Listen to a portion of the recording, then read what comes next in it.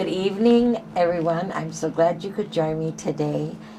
With my show today is really, really important, and there's a message out here for you to really listen up close to.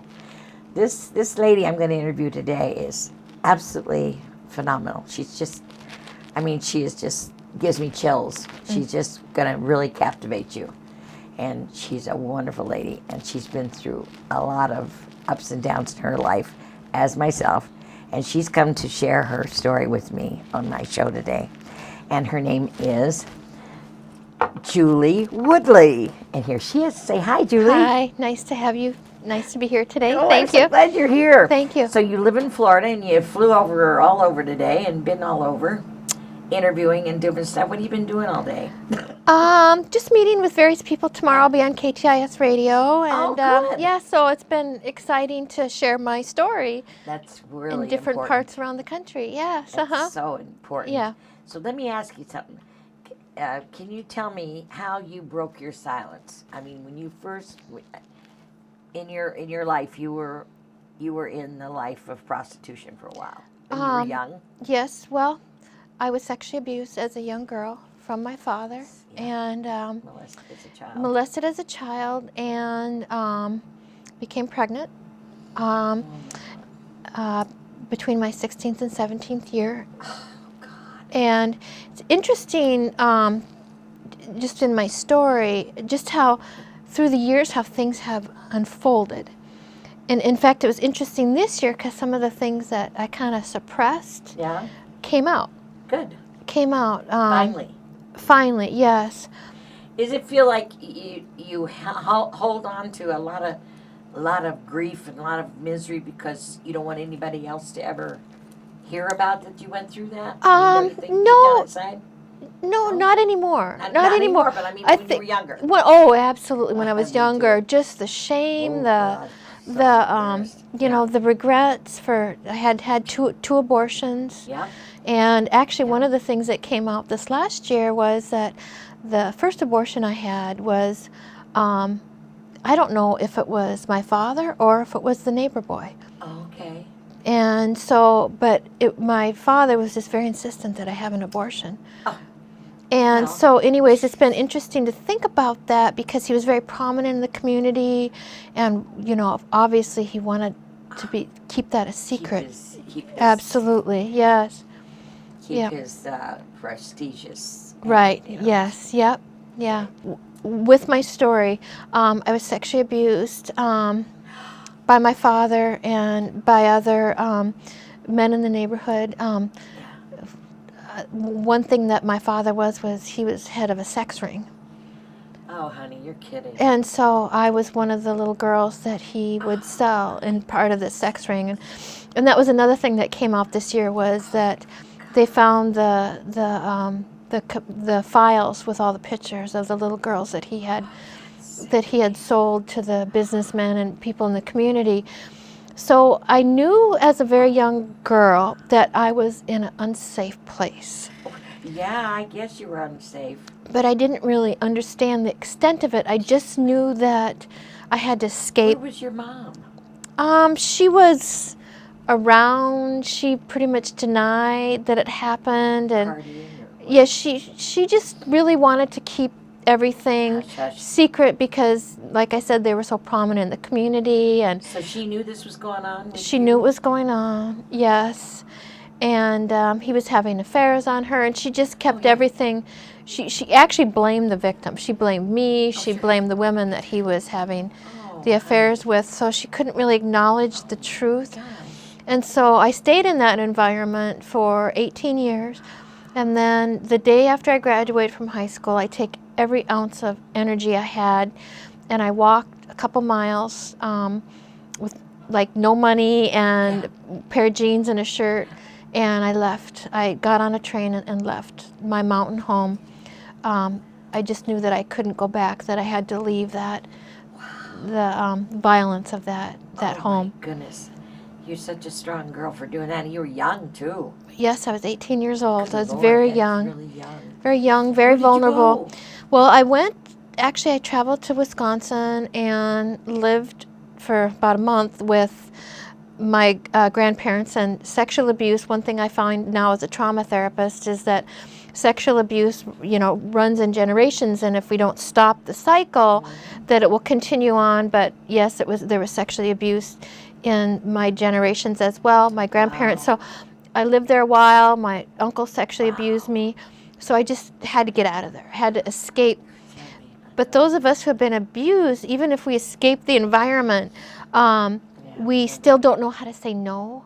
I was vulnerable. I wanted to be loved, I and think we need love, and no matter what it's else kind you of a do to get it. distorted way Yeah, that you get love even from your father. Yeah, whatever. But so then I didn't have any money. I didn't really have a place to live, so I went into prostitution.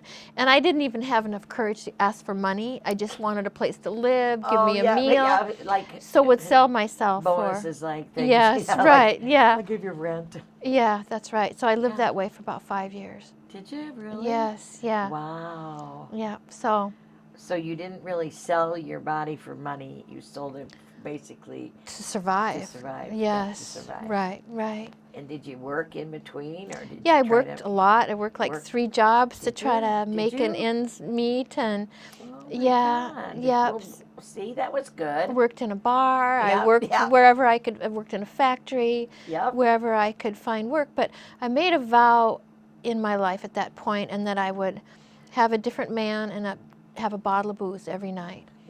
Yeah. Not a very good vow, but one that, in your distorted thinking that you make. Really? That's crazy. Yeah. Bottle of booze every night. Yeah, right. So I lived that way for about 5 years, and then one night in particular, I didn't have a bottle and I didn't have a man, and actually my best friend had just been murdered. She was my dearest friend, and she was murdered, and I just hit my pain full force. I was confused. Yeah. Did she go to heaven? Did she go to hell? What happened to Becky? So anyway, that night I really hit my pain. And when I say hit my pain, I mean full force. The memories started coming Everything. back. Every Started just childhood, kind of everything come tumbling back into my life. And I had this bottle of pills in the medicine cabinet. I had a place to stay that night, but I had this bottle of pills when I would take them to take my life. Yeah. Oh, you and me are so similar. Yeah. It's really scary. It's really frightening. I mean, it's gave me I've got chill bumps. Yeah. I do. I have chill bumps. It's like, like. And that night, I dug my fingernails into my hands just to stop myself from killing myself. And it's interesting, at that time in my life, I had just had so many regrets. Here I was, at that point in my life, I had 2 abortions. Yeah. I was working actually for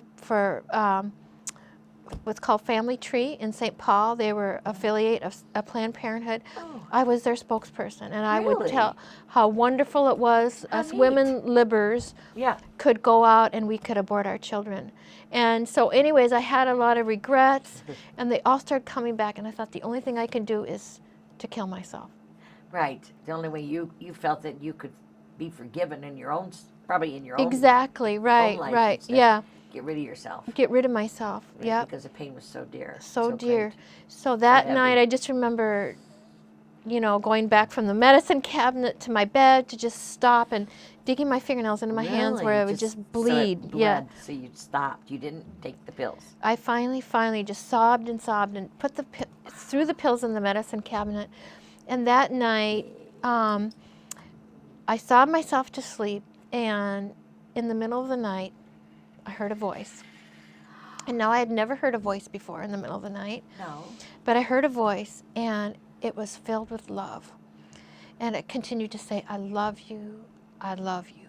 Oh my God. And it was so true, and it was so persistent, and it was calling me, and it was so loud that it woke me up. Oh wow. And in the middle of the night, I was wide awake, and I heard that voice, and it said, I love you. Oh my gosh. And I knew to You the knew it depths was of who God. I am, and I still am, that somebody out there loved me. Now, I didn't know it was God. No. I didn't know who it was. Who could ever love me? You know, I'd slept with it's hundreds of horrible men. things you did, yeah. Yeah, who could ever Oh, love yeah. me? Yeah, I know what you mean, yeah. But I decided that I was going to find that voice. I was going to find out who in the world could ever love me, the chief, the worst of sinners. Yeah. But you know what? That's who God wants to get with. Yes, yep, absolutely. He's the biggest sinners out there. He wants to come and help. That's right, yes. Don't you think? Yep, yeah. Don't you think that's what his job is? Yeah, so very persistent. So for 2 years, I searched. I searched. And you finally found? I finally found God. Well, God found me. I found God. I finally listened, and I went to a Bible study. I was at the University of Minnesota, and was walking down the mall exhausted. I was working 3 jobs at that point. I was out of prostitution. Right. Decided I was going to do something to better myself. I'm going to get an education. So anyways, I'm walking down the mall at the University of Minnesota, and this girl starts chatting to me, and she starts walking next to me and just talking, and she says, "Hi, I'm Michelle, and I'm a Christian." And honestly, I thought, ish. I do not want to know Christians if they know anything about my life. And they had already really, I felt like, rejected me. Oh, They sure, couldn't that's- handle my story. Yeah, yeah, I know what you mean. yeah. But she was Yeah, different. like, you want to hear this? I don't think Yeah, so. but she was different. She, there was just this love about her. It was like this glow about her. Yeah. And I thought, you know what? I want to get to know her. Really? Isn't that neat? Yeah. Oh, there was your message right there. Right. There. Oh, boy, he come out and got you. Yep. So that night she asked me to a Bible study, and I No, thought, oh love no, it, that's I not. I don't want to know about the Bible, No. but I want to know her. So I went to this Bible study, and Oh, it how cool. blew me away. How neat they Just were. how much love and Yep. men and women Yeah. hugging each other. Yeah, that it it's wasn't so sexual. nice It was to each other. beautiful. Yes. Yeah. Not sexual. Nope. That's Just always- filled with love and That's the best part. just pure love, and I could feel that. And that night, I became a Christian, and Oh. God just turned my world around, and it's been such a beautiful, beautiful journey. That's beautiful. Yeah. Wow. And do you have a? Is it a missionary? What? No, from there I went and I pursued an education. I started speaking around the country, and I got a master's in counseling, and then I became a certified trauma therapist. Oh my God. And then I went to I Bethel need to Seminary and got a couple. I'm just about done with my master's of theology. So, Oh wow. but then I got thrown into. I shouldn't say thrown in. God placed me into making films. So I'm a filmmaker that works with trauma. Oh really? Yes. Uh-huh. Oh wow, how neat. Yep. So I made a film called In the Wildflowers, Yes. and everything I do as a filmmaker, I base on visual storytelling. Really? So we tape Oh, how 6 pretty. amazing women Oh. that were willing to share their stories and tell their secret Right. about their sexual abuse. Right. And we picked the top therapists in the country, and I've toured the country Really? filming therapists on the So healing cool. of sexual abuse. My So we God. created this project, and it's around the country. And this last summer, I took it to Uganda. That's what I was wondering. Yes, There's took so the much project to problems there. Oh, it was, so we worked with the women in the AIDS quarry that Oh, have yeah. AIDS, Oh yeah. and That's big there. we'll be going back. We're working with about 500 women there, Good for and you. also men, and then we'll travel from there. We train the mentors in Uganda how to know work with how to trauma. work with them. And then we will go and we will speak and work with the invisible children. You know who the invisible Who are children the are? invisible